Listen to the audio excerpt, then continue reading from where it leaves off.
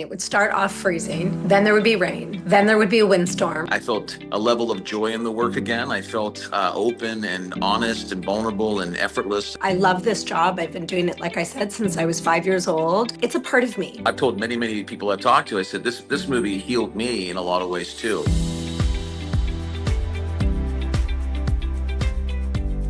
Hi, everyone. Welcome to the Heart in Motion podcast. I'm so excited to welcome Erica Cerra and Brennan Elliott to the podcast. How are you guys doing? We're great. Wonderful. Thanks for having me. Thank you. Thanks for having us. Just watched your new movie last night, A Castle of Our Own. So I'm so excited to talk to you guys about it. It's premiering this Saturday night on the Hallmark channel for everybody listening and watching. Next day on Hallmark Plus. Brennan, you have said that you called this movie one of the greatest gifts of your career. What is it about this particular project that means so much to you?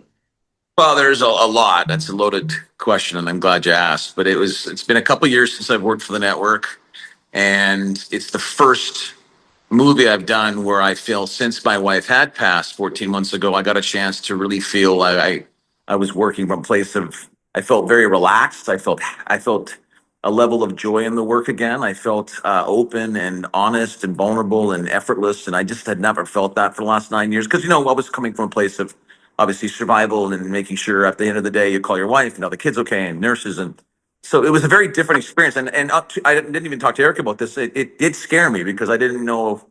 I knew I'm a different man than I was before, and in a better way. And then obviously, the story itself just really resonated to me. I mean, we were talking earlier with somebody, and I said this element of being stuck and having to move forward and change and move on. Adam, obviously, his wife has left him for somebody else, and he's heartbroken and abandoned, and he's got this house, and he's kind of stuck. And how does he move on? That was the first thing when I read it. I went, whoa, I know what that feels like. And then obviously, moving on and trying to find love and happiness again, whether it's moving out of that town or whether it's getting rid of the home or whatever. And Marlie's character, played so brilliantly by Erica, teaches me that, and I teach her about being in the moment. And it's a really mature story of two people helping each other find the priorities of what's important and heal. And I've told many people I've talked to, I said, this movie healed me in a lot of ways too. Adam really taught me a lot about what I was going through with just kind of how do I move on with the property I have, or what do I do? Do I live here? Do I go back to Canada? What's good for the children? And that's something that I think a lot of people go through, but I was really in the middle of it. And this movie came at the right time for me, and it was a real blessing. This movie definitely has a different summer vibe than the other three that have been a part of the Hallmark June series, which I think is great. I mean, like you said, there's a lot of heart behind this movie. Not that the others aren't there, but it just has a bit of a different feel. And I'm excited for fans to see that. Erica, you play this high achieving type A person who has a lot of trouble stopping the work moment. I'm curious, are you like that? Was this something easy for you to tap into, or No, I am the Adam. I am the live on the edge, fly by night. I do not plan. I do not make lists. I am not organized.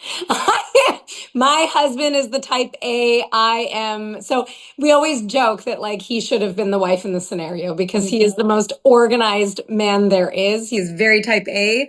And I'm okay. Since I've had children, I'm not as irresponsible as I used to be, but I am definitely not that person. I was saying earlier that for me, I am a stay-at-home mom outside of when I am working. But for the most part, I'm home. I'm home. I'm with my children. I have a 14-year-old and a 9-year-old, and I am navigating their lives. And I'm always wanting to go back to work because I love acting and I love my job. I've been doing it since I was young. But it's funny because going into that character, I'm like, I am so grateful that that is not my, you know what I'm saying? I love my free spirited, persona. For the character, it was great. It was a lot of fun to play that. But I'm like, no, no, no. I like this. I like this on a whim personality. So yes, totally different. And it was super fun to play her and then give her back. This movie brings the great Hallmark romance that we're so used to. But another, like I would say, at the core of this story is that relationship between Marlie and her daughter, Lily. So, can you talk a little bit about building that chemistry with your on screen daughter? Because I've loved that storyline and even how Adam's character really plays into that development of that relationship in this story. It's pretty special. To be honest, we kind of hit it off right away when we spoke before the movie, before we started filming. And she's lovely and sweet and ambitious and loves her job and is someone who, you know, I think we're very aligned that way. For me, being on set is one of my greatest gifts. I love this job. I've been doing it, like I said, since I was 5 years old. It's a part of me. Being at work is part of who I am. When I'm not working, I don't always feel entirely whole. So she has a very similar perspective. So when to us, it was just like, let's get the best scene we can. Let's have the most fun we can. Let's be professional. Let's get to work.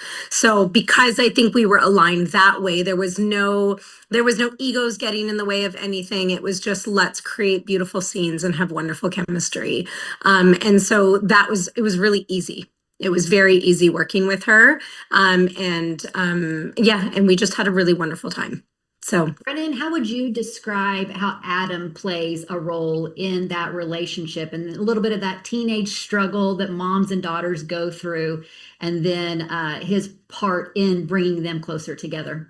Well, I think, Adam obviously has his niece, and so he's been kind of the father figure for her a lot in her life. And so I think he's kind of, a father by proxy, and he enjoys that kind of guidance. And I think just for me innately, I mean, I have two children, I'm a single dad, and just to see that relationship and to see those kids around, it just felt very easy and familial to me, subconsciously even. And I think Adam wants to, and at least that's how I saw it, really wants to bring them together from a very healthier place. Wants her to put the phone down and maybe spend more time being present with her daughter. And her daughter, obviously, I understand it because I have a daughter, having her issues with her friends at the beginning of the movie and how they're not including her or whatever. I mean, it's heartbreaking and I know all that. So I was just drawing upon, not that Adam is a father, he's a father figure to obviously his niece, but to Sophie, but I think just innately I have that in me because I have two kids. And so in those scenes, when we're in the moment and we're going, it would just naturally come out. It was just one of those things that kind of organically just was there. I remember asking our director on some of the scenes, like, should I pull back this or what do you think? And she goes, no, like, please, you're kind of the foil for bringing them closer, and it's happening organically. It wasn't planned, and it was great. It was very easy. What Erica said, it was just a very easy and effortless film to shoot. I think actually on that note, I struggled, the scenes that I struggled the most with were when I was finding her difficult because she wasn't difficult at all. Yeah. So those were the things that I was like, okay, how do I muster this? But yeah, no, it was easy and great. Brennan, you mentioned collaborating with the director. This was Kay Mechie. Does she go by Kay? Kay, yeah. Kay Mechie, that's part of the Make Her Mark program, which was, and I think this was her first movie to direct. You've done well over 24 Hallmark movies. So what's that like when you've got such a background in Hallmark and then collaborating with a director that's new to Hallmark? Well, truth be told, I produced a few movies called All in My Heart, and she was our script supervisor on All in My Heart, The Wedding. And I didn't remember that because, it was years and years ago. And then when I met her or we talked on the phone, I realized, oh my gosh, but she was talking about directing then. And I'll tell you this, I'm a big believer that there should never be an ego on set. There is no egos. I always tell guy friends of mine that are doing these Hallmark movies, I go, your job is to support the lead lady. That is kind of what this world is, and you got to support that. There's no ego of me, me, me. And when she came in, I didn't have, and I know Eric and I both didn't have any feeling of, oh, it's her first time, and let's take her under our wing. No, she was talented, brilliant. She knew the script. She was so confident. She was one of the most confident and calm people. I got to, truth be told, we had some issues to deal with weather-wise on this movie. that would have really buckled a lot of people and really buckled experienced directors that maybe didn't have the temperament to handle it. She's an actress director. She didn't give me a lot of notes, didn't give Eric a lot of notes, but when she did, it was just, and I'm going to get to that because there's something she did to me that I still am like amazed at. But she was very calm under pressure. She could have easily been like, we have 12 days and the weather isn't, and nothing. Never once saw her stress about anything. And that's the leader of your film. And so she was fantastic. And I remember with the scene where we're dancing, I was holding her and I hadn't got any notes in a while. And I said, she came over and she goes, I want you to lower your shoulder and just open a little bit. That's all she said. And I did that. And because I think maybe I was mauling her in the dance or something. I was just hovering over her and it kind of opened it up and it made the dance, which had to be in a very fine circle, work effortlessly. I didn't do that. I didn't know that was how to do that to make that work. And she just gave me a little nudge physically that it made it work. And so she's just very detail specific, but very open to ideas and exploring. And she really just wanted it to be real and honest. And she goes, I felt like I want people to feel like I do when I'm watching you two and your scenes together is I'm kind of just watching real life happen. That's the kind of movies I want to make. I don't want it to look like I'm watching a movie. I'm watching people act. I want to feel like I'm watching real life happen. And she's was really brilliant at dictating and guiding in the best, calmest way possible. I would like to also emulate that because Kay, I mean, there were times where some stuff was happening, winds, sets flying away, things pouring rain. And she was so calm and so collected and just like, that's okay. We'll figure it out. Maybe we'll do this. Maybe we'll do that. And I was like, are you okay? Yeah. But she was so in control and so prepared. It was, so there was like Brennan said, there was no taking her under anything. She was just, you know what else, Erica? Whatever was in her soup that she was eating at lunch, I want that soup because Erica's totally right. That Kay obviously is a cool, calm, husband's cool. Her kids she's just cool. Yeah, she is cool. There was things that happened that wigged me out. And I'm like, uh-oh. She's like, I got this. Don't worry. Like, no problem. And I'm not just talking like, okay, that shot didn't work. I mean, revamping the whole set, revamping the whole stunt. Like changing the entire, the scene order. There was a lot of things going on. And she was like, that's okay. And literally, that's okay. We'll do this. You've talked about the weather and some crazy moments. I was actually going to ask about where you guys filmed this because this movie is gorgeous. Yeah. I wanted to be there. And I think that's interesting we always see the pretty put together side of it. Where did you guys film this? Because I'm excited for everybody to visually see this movie as well. It was filmed in Victoria on Vancouver Island, and it was filmed at a location. I don't know if it's in Oak Bay or just outside of Oak Bay. It is beautiful. It is you didn't need to do a lot. It was just beautiful. If you can't feel relaxed at the beach there, then you don't have a spirit, man. It was the easiest thing in the world. And look, truth be told, there's some other issues. And I'm glad that it didn't show on the film. We didn't have one real great sunny day that we wanted, but we had enough and we had a brilliant DP and cinematographer to light it the way it had to be lit. And just incredible, man. It was one I'll always remember as a very special experience for a myriad of reasons, but we had a lot of things we had to go through. And like I said, it was 12 days as opposed to 15. And I think the people that I know that have seen it, they feel like, they're voyeurs, they're watching people in real life, which is a testament to the acting, what we're doing chemistry-wise, but they also feel like they're at the beach. And the energy of that effervescent, easygoing feeling,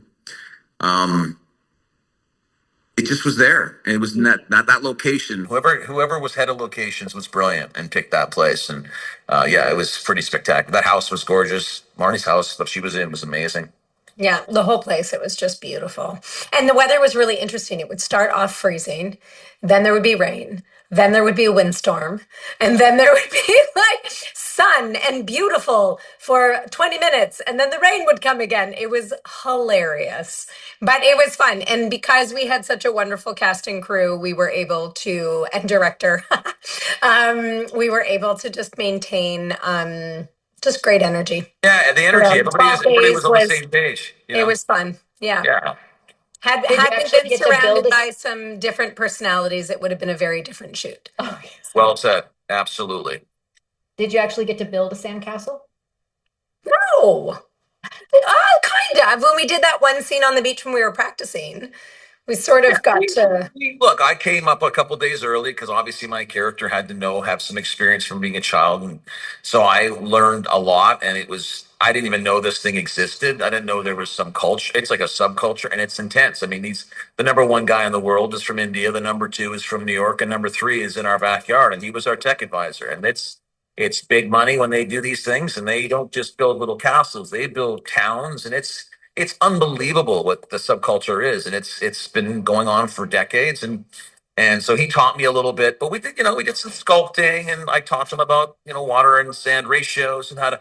But yeah, those were made for us, and a testament to him and the set decks and all the guys that created everything. It was really easy to work with all of it. Well, I am so excited for everybody to see the movie. Beautiful to see. Love this story, love the romance, but love that mother-daughter story. And then, like you guys said, that getting out of your comfort zone and what's that next thing that we're going to do. There's a great, powerful theme in this story. I want to remind everybody that they can watch it this Saturday night, June 27th, on the Hallmark Channel, next day on Hallmark Plus. Thank you both so much for joining me. Thank you for inviting us. Thank you. Okay, bye-bye. Bye.